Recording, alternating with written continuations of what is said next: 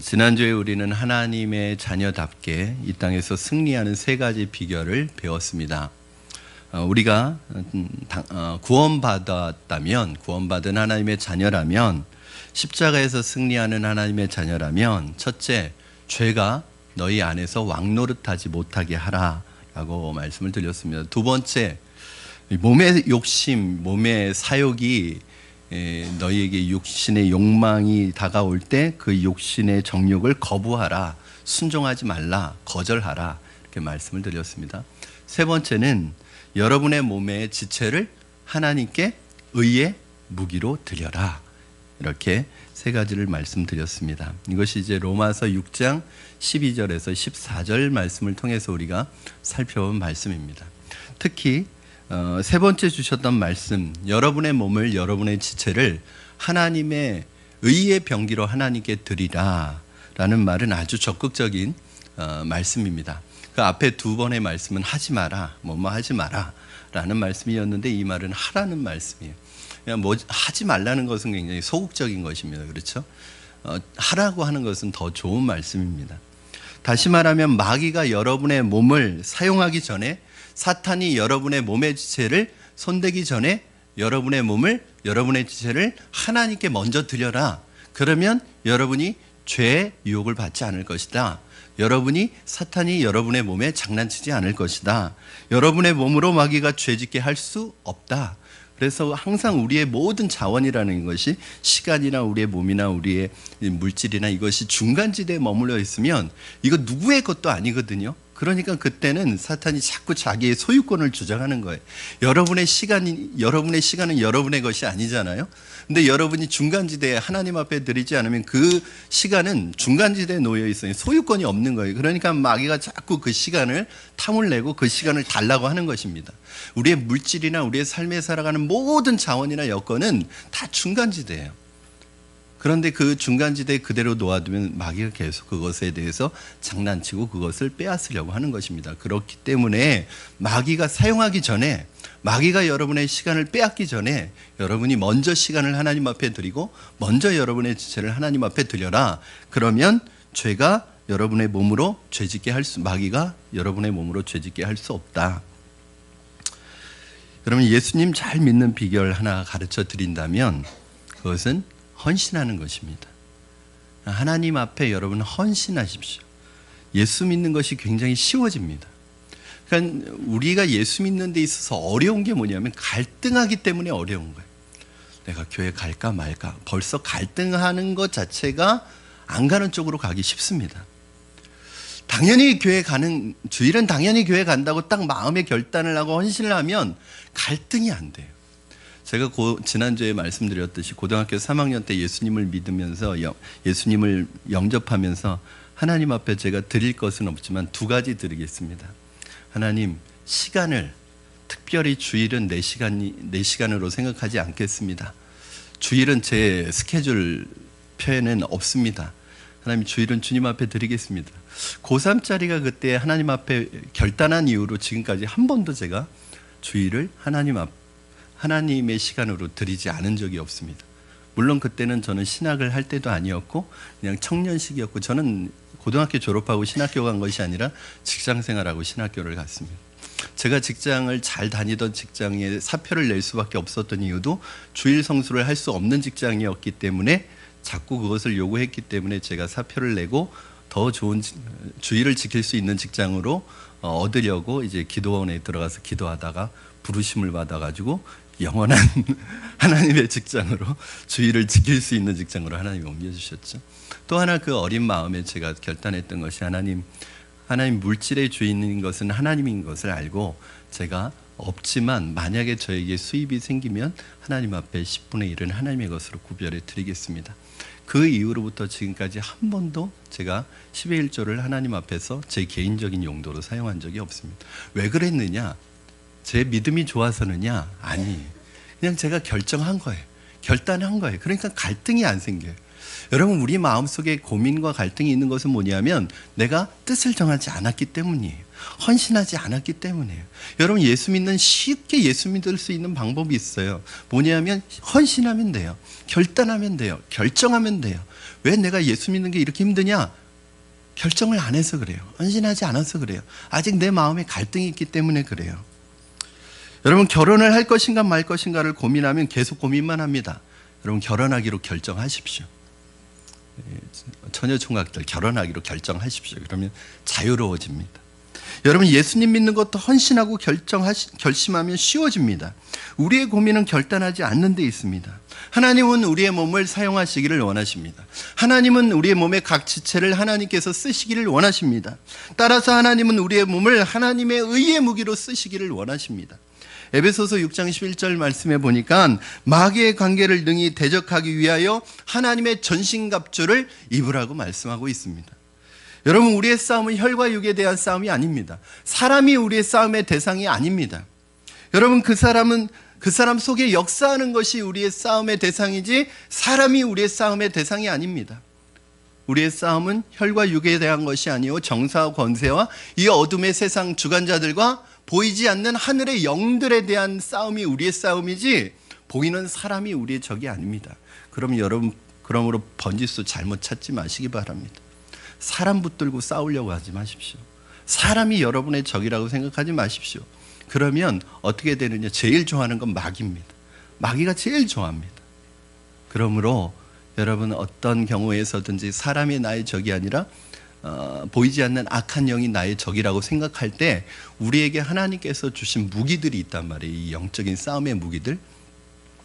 에베소서 6장 12절부터는 그 무기들이 무엇인지 아주 자세히 가르쳐 주는데, 첫째는 구원의 투구. 그렇죠? 이 머리에는 구원의 투구를 쓰라는 거예요. 그리고 여러분의 심장을 공격하려는, 여러분의 마음을 공격하려는 그 사단의 공격에 맞서서 이 가슴에는 의의 흉배를 붙이라는 거예요. 의의 흉배. 그리고 여러분, 진리의 허리띠를 띄어라. 이 허리띠는 뭐예요? 이 허리띠를 띄지 않으면 뛸 수가 없죠. 자꾸 바지춤이 흘러내리니까. 평안의 복음의 신을 신고 믿음의 방패로 화전을 소멸하고, 이 화전은 뭐냐면 이 불화살이잖아요. 이 마귀가 여러분을 향하여 공격하는 모든 공격을 막아주는 게 뭐예요? 믿음의 방패라는. 유일한 공격력 무기가 있습니다. 바로 성령의 검, 하나님의 말씀을 가지라. 여러분, 이것이 우리가 싸우는, 영적 전쟁을 싸우는 믿음의 무기들입니다. 그리고 마지막으로 아주 중요한 무기를 우리에게 소개해 주셨는데 바로 무전기예요. 무시로 성령 안에서 기도하는 것. 여러분, 전쟁 중인 군인이 제일 중요한 게 뭐냐면 사령관하고 계속 연락이 돼야 됩니다. 내 마음대로 전쟁하면 안 됩니다. 그렇게 하면 패하기 쉽습니다. 우리의 사령관 대신 예수 그리스도와 끊임없이 그 예수 그리스도로부터 어떤 전투를 하기를 원하시는지, 어떻게 공격하기를 원하시는지 잘 들을 때 영적인 전쟁에서 승리할 수 있습니다. 이런 모든 무기들이 영적 전쟁을 하는 사람들에게 있어서 중요합니다. 그런데 하나님께서는 이 무기들보다도 여러분 자신이 하나님 앞에 의의 무기로 드려지기를 원하십니다. 여러분의 몸이, 여러분의 지체가, 여러분의 시간이, 여러분의 물질이, 여러분이 가지고 있는 모든 것들이 하나님 앞에 무기로 드려지기를 원하십니다. 우리가 하나님의 말씀을 듣고 예수 그리스도로 말미암아 구원받았다면 능력 있는, 세상에 나가 승리할 수 있는 그런 사람으로 변해야 되는 것입니다. 영적인 관점에서 보면 우리의 몸을, 우리의 지체를 하나님의 의의 무기로 드리는 것인데, 오늘은 우리가 하나님께 우리의 시간과 우리의 물질과 우리의 지체를 드리면 죄의 종이 되지 않아요. 그러니까 죄의 지배를 받지 않습니다. 죄가 우리 안에서 더 이상 왕노릇할 수 없어요. 그런데 오늘은 또 다른 관점에서 우리가 죄를 이길 수 있는 방법을 가르쳐주고 있는데, 그것이 무엇이냐면, 첫 번째, 지난주에 말씀드렸던 것이 영적인 관점이라고 한다면, 오늘에 말씀하고 있는 것은 관계적인 측면이에요. 뭐냐? 의의 종으로 하나님 앞에 드리라는 거죠. 자, 우리 19절 말씀 한번 같이 읽겠습니다. 시작.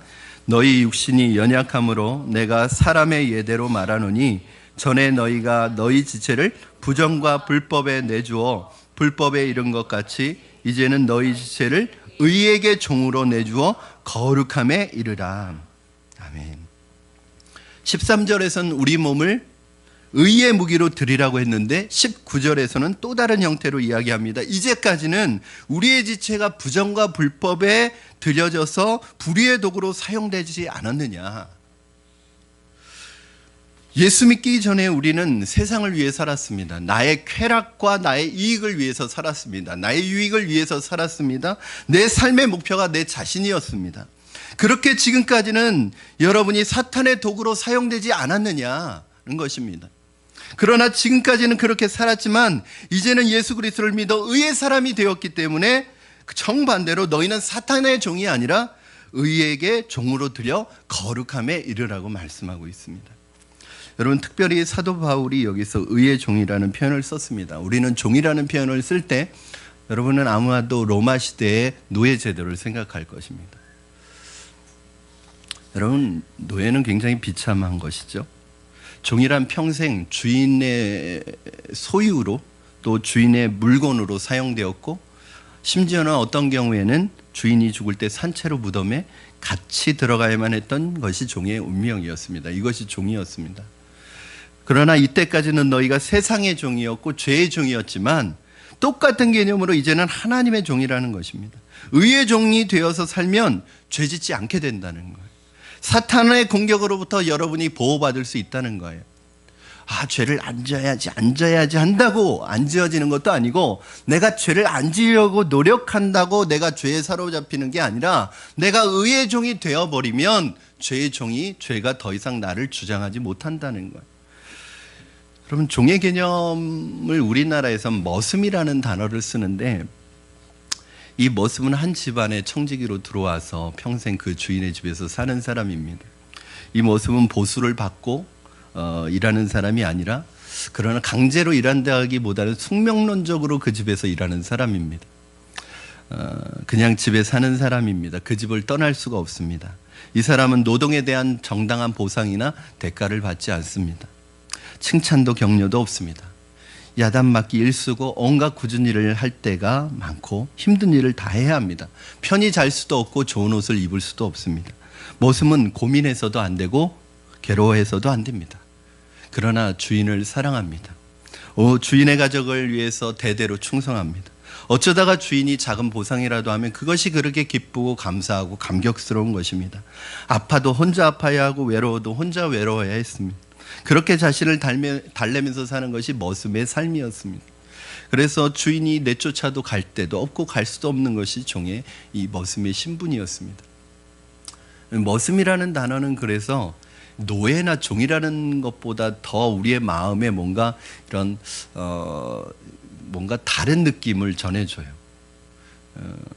예수 믿는 것이 이런 것입니다. 우리가 하나님의 종이 된다는 것이 이런 것입니다. 사도 바울은 자기를 가리켜서 나는 예수 그리스도의 종된 나 바울은 그렇게 고백했습니다. 사도 바울은 스스로 자기가 예수님의 종이 된 사람입니다.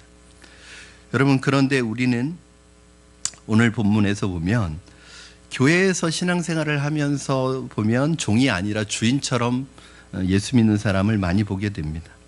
이 머슴에게 주인이 어느 날 어떤 일을 시켰다가 다른 일을 시키면 종은 아무런 군소리 하지 않고 아무런 이유를 불문하고 하던 일 멈추고 다른 일을 합니다. 그런데 우리는 그렇지 않습니다. 무슨 일 시켰다가 다른 일 시키면 왜 내게 미리 얘기하지 않았느냐, 왜 나에게 이런 일을 시키느냐 막 따집니다. 이게 무슨 말이냐? 나는 머슴이 아니다, 나는 종이 아니다, 그런 표현이, 나는 예수님과 동급이다, 그런 표현이. 여러분, 정말 우리가 주님을 섬기는 것은 종의 모습으로 섬기는 것입니다. 칭찬도 인정도 없습니다. 대가도 보상도 없습니다. 그냥 좋아서 자기가 하는 것입니다. 왜 우리의 신앙이 깊어지지 않습니까? 우리가 종이 되지 않았기 때문입니다. 우리의 자존심이 있고 우리의 생각이 있기 때문에 종의 위치까지 내려가기가 실제로 어려운 것입니다. 그러나 본문에 보면 내가 예수를 정말 믿었다면 네 몸이 하나님이 쓰시는 의의 무기로 드릴 뿐만 아니라 내 몸을 의의 종으로 드리라고 말씀하고 있습니다. 여러분, 사도 바울처럼 그리스도의 종된 사람의 특징이 무엇인가? 억지로 종된 사람이 아니라 스스로 종된 사람이라는 거예요. 여러분, 이게 종이라도 같은 종이 아닙니다.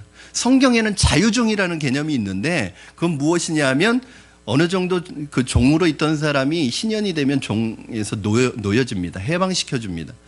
그러면 이제 자유의 몸이 되는 거예요. 그러나 스스로 나는 내 주인을 사랑하고 내 주인의 집에 있는 것이 좋기 때문에 자기의 자유를 포기하는 것입니다. 그리고 스스로 그 주인의 종이 되는 거예요. 이 종을 자유종이라고 하기도 하고 종신종이라고도 해서 그 종의 귀에 이 구멍을 뚫고 여기에 귀걸이를 해줍니다. 그게 무엇이냐면 이 종은 어쩔 수 없이 종 노릇하는 게 아니라 주인을 사랑해서 주인이 좋아서 자기가 좋아서 하는 종입니다. 누가 하라고 해서 법 때문에 하는 것이 아닙니다. 오늘 15절 말씀에 보면 여러분 함께 보시죠. 15절 시작. 그런즉 어찌하리요 우리가 법 아래 있지 아니하고 은혜 아래 있으니 죄를 지으리요 그럴 수 없느니라. 여기서 우리가 법 아래 있지 않다고 말했습니다. 법이란 좋든 싫든 해야 하는 것이 법입니다. 의무입니다. 사람들은 학교에 가야 하고 군대에 가야 하고 세금을 내야 하고 직장에 가야 합니다. 이것을 좋아서 하는 사람이 어디 있습니까? 학교 가는 것이 좋아서 가는 사람이 어디 있습니까? 우리 아이들에게 한번 물어보십시오. 학교 가는 게 좋으니? 이제 1학년 입학한 제 둘째가 벌써 학교 가기를 싫어해요. 방학을 기다리고 아이들에게는 어떻게 해서든지 핑계를 대서라도 결석 한번 하고 싶은 게 지난번에 수두 걸려서 일주일 동안 학교를 안 갔는데 너무 좋아하더라고요. 여러분 군대 가고 싶은 사람이 어디 있겠습니까? 그래서 힘 있는 사람은 군대 가는 거 어떻게든 빼려고 하고 요즘에는 그런 게 없지만 저희 때는 방위로 빼려고 하고 자꾸 그러는 거죠. 여러분 세금 내는 거 좋아하는 사람이 어디 있겠습니까? 세금을 더 내야 한다고 자청하는 사람 본 적이 있습니까? 뭐 탈세는 안 할지라도 절세는 하지 않습니까? 어차피 해야 되는 일이기 때문에 재미있게 보람있게 의미있게 하자는 것뿐이지 사실 좋아서 하는 것은 아닙니다. 여러분 그런데 예수 믿는 것은 그렇지 않습니다. 주님의 종이 된다는 것은 정말 좋아서 자진해서 한 것입니다. 여러분 여기에서 보세요. 어쩔 수 없이 죄의 종이 되는 것은 죄에게 드리는 게 아니라 그냥 사로잡히는 거예요. 그러나 오늘 의의 종이 되는 것은 어떻게 하래요? 드리라고 말씀하고 있습니다. 즉 의의 종이 되는 것은 예수님이 하나님이 나를 그냥 사로잡아서 종 삼으신 것이 아니라 하나님께 내가 드려야지 종이 되는 거예요. 하나님께 내가 의의 일에 드려야지 내가 의의 종이 되는 것입니다. 여러분이 그래서 좋아서 하는 거예요. 이것을 하면서 눈물이 있고 감동이 있기 때문에 손해가 있지만 미친 사람처럼 기뻐하는 것입니다. 여러분 헌신하셨습니까? 예수님을 위해서 헌신하셨습니까? 여러분이 예수님의 종이 되기로 결정하셨습니까? 헌신한 사람, 예수님을 위해서 예수님의 종이 된 사람의 특징이 있습니다. 피곤하지 않습니다. 힘들지 않습니다. 어떤 사람들이 철야 기도가 힘들다고 합니다. 그런 사람들이 또 도박을 하는 사람들 여러분 보셨습니까? 밤새도 힘들지 않습니다. 눈 빨개져도 힘들지 않습니다. 여러분 밤새도록 PC방에서 오락하는 아이들 보셨습니까? 전혀 힘들어하지 않습니다. 여러분 내가 좋으면요 방 꼬박꼬박 세우면서 하는 거예요. 자기가 좋아하는 일 밤새면서 하고 나서 피곤하다 힘들다 불평하는 사람 못 봤습니다. 여러분 우리가 힘든 이유가 뭔지 아세요? 억지로 하기 때문입니다. 갈등하기 때문입니다. 여러분 마음을 정하세요. 저는 저와 같은 목사님들은 절대 원망이나 불평을 하면서 살면 안 된다고 생각해요. 할 자격도 없다고 생각해요. 왜요? 내가 좋아서 목사가 됐는데 누구에게 하소연합니까? 내가 좋아서 간 건데 누구한테 원망하고 누구한테 불평합니까? 손해보고 당하는 것 그것이 헌신입니다. 그것이 주의 종이 되는 것입니다. 여러분 어떤 사람이 큰 죄를 짓고 용서받았다고 해서 용서받는 기쁨을 다시 누리려고 큰 죄를 짓는 사람이 있을까요? 죄가 많은 곳에 은혜가 넘친다고 은혜를 받기 위해서 죄를 자꾸 짓는 사람이 있을까요? 그럴 수 없느니라. 이게 이제 결론이에요. 여러분 15절 말씀은 1, 2절 말씀과 같은데 우리 지난 4주 전에 배웠던 1절, 2절 말씀 한번 같이 읽도록 하겠습니다. 1절, 2절 시작. 그런즉 우리가 무슨 말을 하리요? 은혜를 더하게 하려고 죄에 겨하게 그럴 수 없느니라. 여러분, 해답은 무엇입니까? 그럴 수 없느니라. 우리 15절 말씀도 한번 여러분 더 읽어보시겠습니다. 15절 시작. 그런즉 어찌하리요? 우리가 법 아래 있지 아니하고 은혜 아래 있으니 죄를 지으리요? 그럴 수 없느니라. 사랑하는 푸른나무교회 성도 여러분, 여러분은 이미 과거로 돌아갈 수 없습니다. 기차는 떠났습니다. 배도 떠났습니다. 여러분이 한 여자를 사랑하기로 결정했다면, 결혼하기로 선택했다면 더 이상 뒤돌아보아서는 안 되는 거예요. 여러분이 한 남자와 결혼하기로 선택했다면 절대로 다른 선택이기를 생각해서는 안 되는 것입니다. 여러분이 예수 믿기로 결정했다면 과거를 끊어버려야 합니다. 자꾸 예수 믿었는데도 과거를 돌아봐서는 안 됩니다. 지난주에도 말씀드렸듯이 제가 고3 때 예수님 믿고 은혜를 받아서 하나님 앞에 결단할 때 고3짜리가 어린 나이는 아니죠. 그렇죠? 이미 다 큰 나이죠. 그때 제가 했던 하나님 앞에 드렸던 고백이 있어요. 하나님, 아무도 안 믿는 가정에서 저 혼자 이렇게 예수 믿고, 오늘 가정에서는 좀 핍박도 있고 박해도 있었지만 주님을 이렇게 믿고 은혜를 받았습니다. 제가 이렇게 힘들게 예수 믿었는데 저 그냥 그럭저럭 살다가 주님 앞에 가고 싶지 않습니다. 안 믿었으면 모를까, 이왕 이렇게 기왕 말이 좀 이상하네요.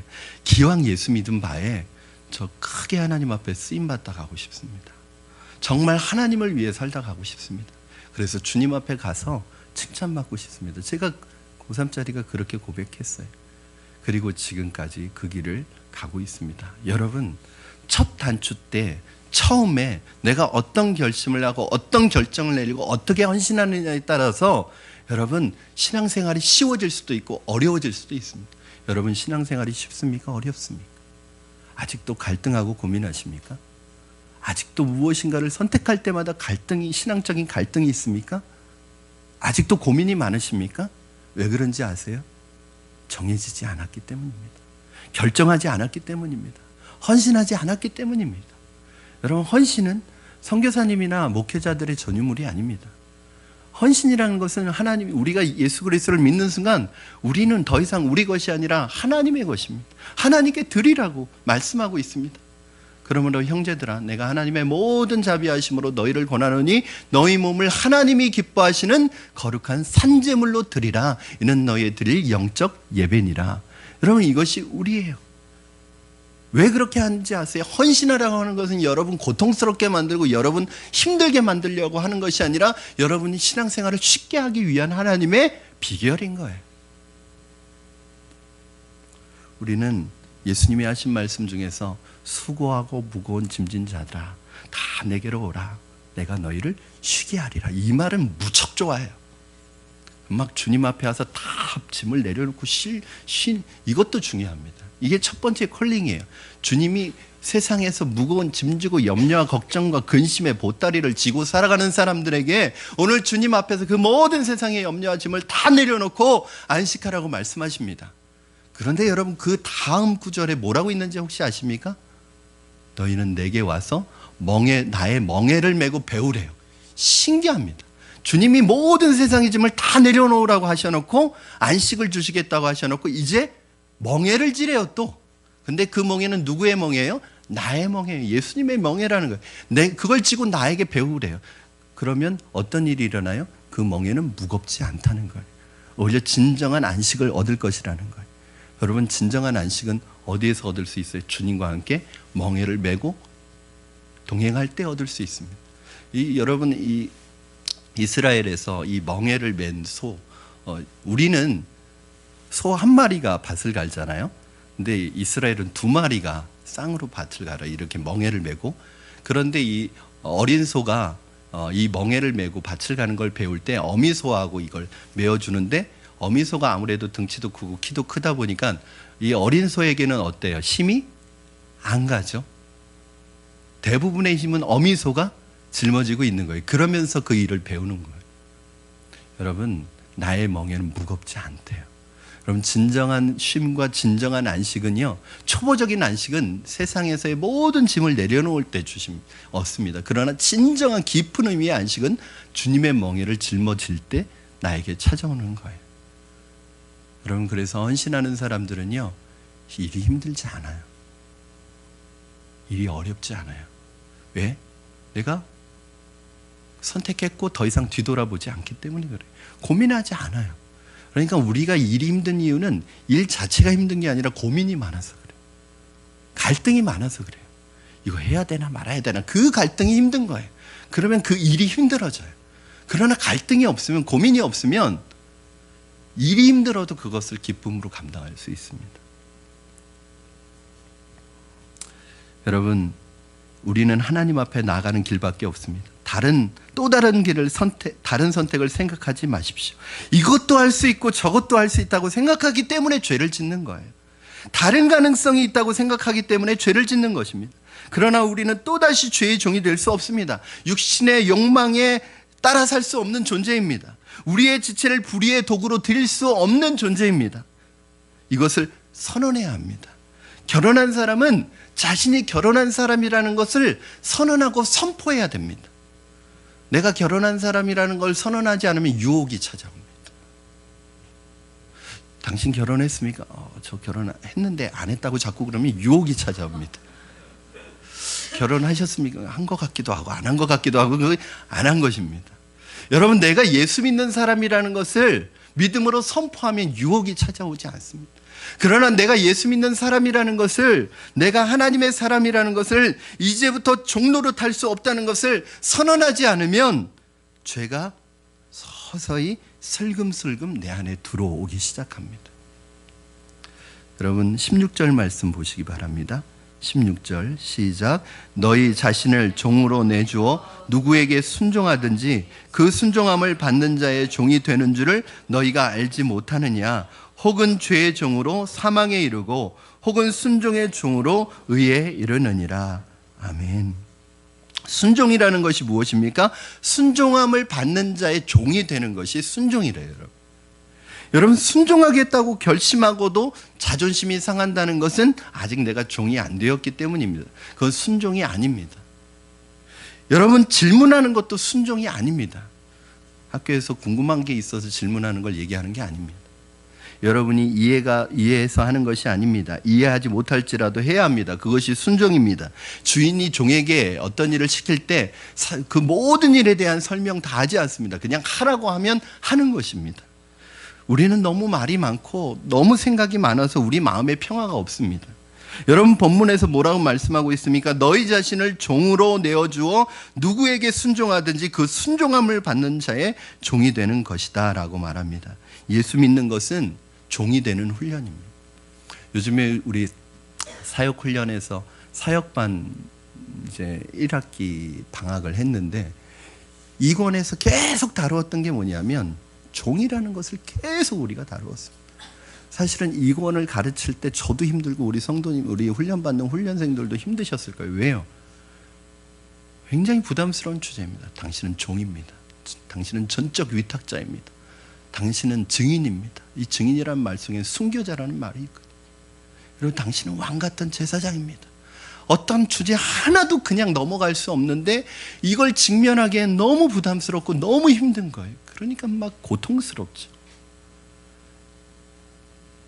사실은 사역훈련이 제가 보기에는 쉬운 건데 내용 때문에 훨씬 힘들다고 느끼는 거죠. 왜냐하면 그냥 매과 나 자신을 깨트려야 되고, 매과 공부하면서 내 자신의 자아를 깨트려야 하니까, 여러분, 사람들이 헌신했다고 해도, 하나님 앞에 헌신했다고 해도 완전히 헌신한 게 아니라 점점 깨져야 되거든요. 근데 이걸 깨트려야 되니까 자꾸 자기를 부인하라고 하니까 이게 힘든 거예요.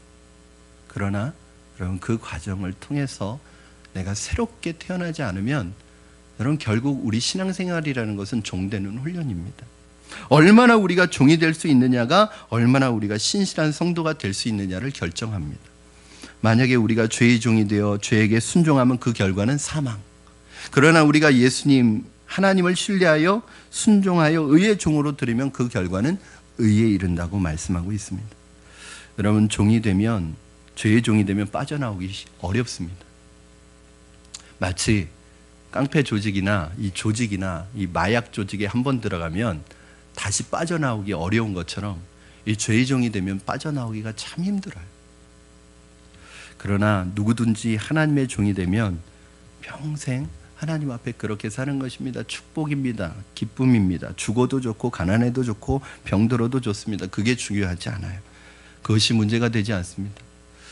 어떻게 보면 미친 사람들 같아요. 감옥에 들어갈 때도 할렐루야 하고 들어가고, 맞으면서도 얼굴이 천사의 얼굴 같고. 여러분, 그것이 예수 믿는 것입니다. 17절 18절 말씀 우리 함께 읽겠습니다. 에어컨을 조금 온도를 더운 것 같아요, 전사님. 우리 같이 한번 읽겠습니다. 시작. 하나님께 감사하리로다. 너희가 본래 죄의 종이더니 너희에게 전하여 준 바 교훈의 본을 마음으로 순종하여 죄로부터 해방되어 의에게 종이 되었느니라. 아멘. 어떻게 이런 일이 일어날 수 있습니까? 어느 날 내가 전도를 받고 하나님의 말씀을 들었기 때문입니다. 그리고 그 하나님의 말씀을 내가 믿었기 때문입니다. 여기에서 중요한 내용은 교훈의 본을 순종했다는 사실입니다. 여기서 또 순종이라는 말이 나옵니다. 옛사람이 변하여 새 사람이 되고 죄인이 변하여 의인이 되는 이 사건. 여러분, 전에는 마귀가 나를 사용했는데 이제는 하나님이 나를 사용하시는 거예요. 내 눈을 사용하시고 내 귀를 사용하시고 내 입을 사용하시고 내 심장을 사용하시고 내 손과 발을 이제 하나님께서 사용하신다는 것입니다. 할렐루야. 여러분, 전에는 내 몸이 죄 짓는 데 사용되어졌는데, 전에는 내 몸이 불법과 불의와 사탄이 기뻐하는 일을 위해서 사용되어졌는데, 이제는 내 모든 것이 하나님을 위해서 사용되고 있다. 이렇게 돼야 세상을 변화시킬 수 있습니다. 죄의 도구로 살던 우리가 의의 도구가 되고, 죄의 종으로 살던 우리가 의의 종이 된 것입니다. 저는 그동안 사역을 해오면서 이런 경우를 많이 봤습니다. 죄의 종으로 살던 사람이 하나님의 말씀과 하나님의 은혜 속에서 변화되어져서 의의 종이 되고. 여러분, 제가 사역을 한 지금 이제 올해가 20년, 사역 20년이 되는데,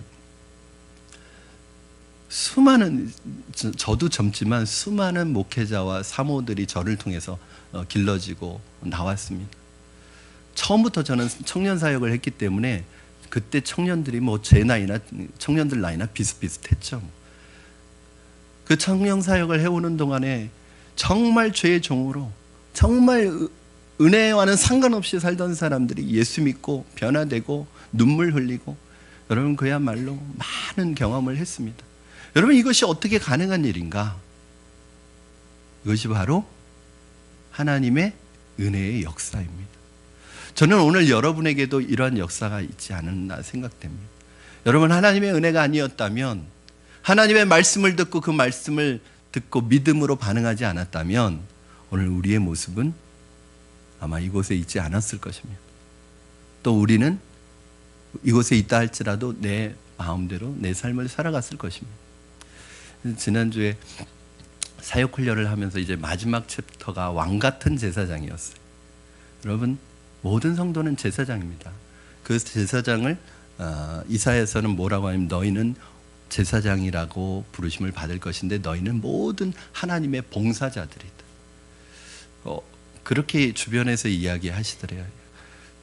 그 집사님을 보면서 너는 사역자다. 그냥 사역하는 거 보면 너는 평신도가 아니라 사역자라. 너는 그냥 사역자다. 넌 뭐 거의 전도사급이다. 뭐 그렇게 얘기를 하신다. 여러분, 그 말을 듣는 그분이 이상한 것입니까? 원래는 다 그 말을 들어야 합니다. 왜요? 우리가 왕 같은 제사장, 우리가 사역자. 여러분, 우리는 다 사역자입니다. 목회자가 사역자가 아니라 교회의 주체는 바로 여러분 평신도들입니다. 여러분이 교회의 사역자예요. 목회자는 뭐냐? 목회자는 교회 사역의 주체가 아니라 사역자인 여러분을 교육시키고 여러분을 훈련시켜서 사역자가 되도록 만드는 교역자입니다. 여러분이 사역자라는 말을 듣는 게 당연하지 그게 이상한 게 아닙니다. 여러분 혹시 그 말을 들으십니까? 저는 우리 교회가 작지만 한 가지 소원이 있어요. 제가 늘 기도하는 소원 제목이 있습니다. 하나님, 우리 교회에 속한 성도님들 중에 한 분도 구경꾼 없게 해주세요. 한 분도 손님 없게 해주세요. 모두가 자신이 이 교회의 멤버라는 의식을 가지고 이 교회의 주인이라는 의식을 가지고 사역자로 하나님 앞에 쓰임받다가 하나님 앞에 가게 해주세요. 이 기도 제목이 제 기도 제목. 여러분 교회에 몇 명 모이느냐 중요하지 않습니다.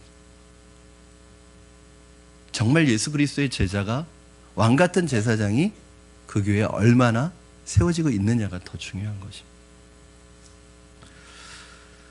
19절 말씀 우리 다시 한번 읽겠습니다. 시작. 너희 육신이 연약함으로 내가 사람의 예대로 말하노니 전에 너희가 너희 지체를 부정과 불법에 내주어 불법에 이른 것 같이 이제는 너희 지체를 의에게 종으로 내주어 거룩함에 이르라. 어디까지?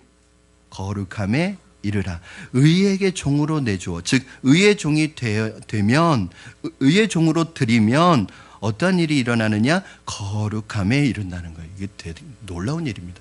여러분이 하나님 앞에 여러분의 몸을 의의 종으로 드리면 더 이상 여러분이 죄의 종이 되지 않는다는 거예요. 죄가 여러분 안에서 왕노릇하지 못한다는 거예요. 왜 그래요? 이미 주인이 바뀌었기 때문입니다. 하나님의 목표는 무엇이냐? 거룩함입니다. 여러분이 얼마나 사역을 잘하느냐, 여러분이 얼마나 전도 많이 했느냐, 여러분이 얼마나 봉사 많이 하느냐, 여러분이 얼마나 헌금 많이 하느냐, 그것도 중요하지만 그거보다 하나님은 그거에 관심 있는 것이 아니라 여러분의 거룩함입니다. 하나님은 여러분이 얼마나 했느냐가 아니라 여러분이 누구냐가 관심이 있으세요. 여러분이 누구냐. 여러분 어떻습니까? 우리들은 여러 가지 훈장을 달 수 있습니다. 훈장이라고 할 수는 없지만 목사라는 훈장 달 수 있습니다. 장로라는 훈장 달 수 있습니다. 권사라는 안수집사라는 집사라는 훈장 달 수 있습니다. 위원장이라는 훈장 달 수 있습니다. 선교사라는 훈장 달 수 있습니다.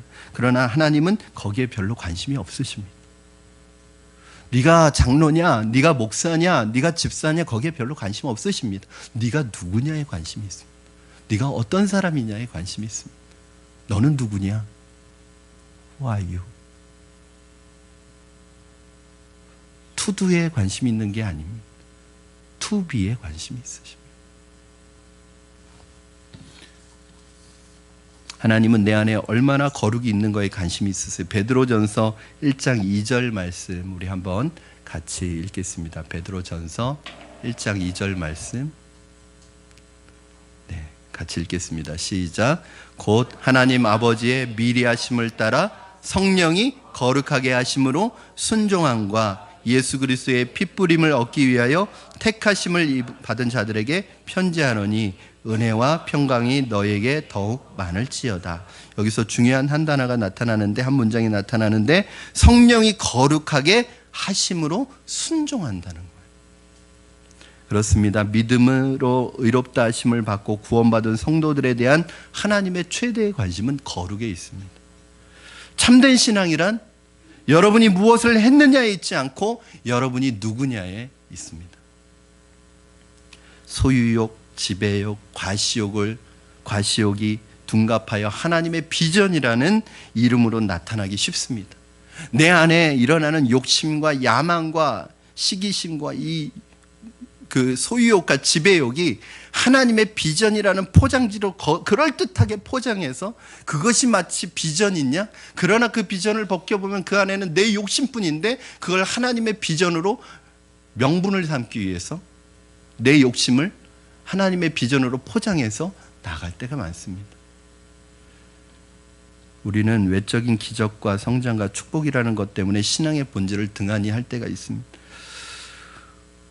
여러분, 교회가 얼마나 크고 얼마나 많은 사람이 모이느냐에 교회의 본질이 있지 않습니다. 우리는 얼마든지 사람의 눈을 속일 수 있습니다. 그러나 교회에 와서 예배드리는 여러분이 누구냐가 하나님은 더 관심이 많습니다. 여러분이 거룩에 가까이 있느냐가 더 관심이 많습니다. 눈에 보이는 구체적인 열매는 없을지라도 내 안에 하나님의 거룩과 하나님의 순결이 있어야 합니다. 그러나 이 거룩과 순결은 자연스럽게 저절로 생겨나는 것이 아니라 연단한 금이 정금이 되는 과정을 거치는 것처럼 내가 거룩해지는 과정은 굉장히 고통스럽고 힘듭니다. 여러분, 그러나 정금이 순금이 힘들다고 연단의 과정을 거치지 않는다면 순금이 될 수 없는 것. 여러분, 언제까지 우리가 중턱에 머물러 있겠습니까? 여러분, 이왕 신앙생활을 시작했다면 믿음의 정상을 밟아봐야 하지 않겠습니까? 믿음의 정상이 어떤 세계인지, 어디까지 있는지, 그곳에 무엇이 있는지 여러분 올라가 봐야 하지 않겠습니까? 이왕 등산을 시작했다면 정상까지 올라갔다 내려와야 되지 않겠습니까? 늘 중턱에서 라면 끓여 먹고 내려온 얘기 이제 그만해야 되지 않겠습니까? 어렵죠. 그러나 정상에 올라가 본 사람은 왜 내가 산을 올라가야 되는지 그 이유를 알게 될 것입니다. 사랑하는 여러분, 말씀을 정리합니다. 하나님의 온전함에 참여하는 삶, 주님을 닮아가는 삶입니다. 거룩을 잃어버리면 모든 것을 잃어버리게 되는 것입니다. 우리가 세상에서 그럴듯한 직업과 그럴듯한 위치와 그럴듯한 신분을 가지고 그럴듯하게는 살아갈 수 있지만 그 안에 하나님의 거룩이 있지 않다면 그럴듯한 것은 언제든지 가면이 벗겨지게 되고 그것은 우리로 하여금 수치를 당하게 할 것입니다. 주님, 나로 하여금 주님을 닮게 하옵소서. 내 내면의 속사람이 회복되게 하시고 다른 사람이 뭐라고 하든지 내 삶이 하나님의 거룩함을 닮아가게 하여 주시옵소서.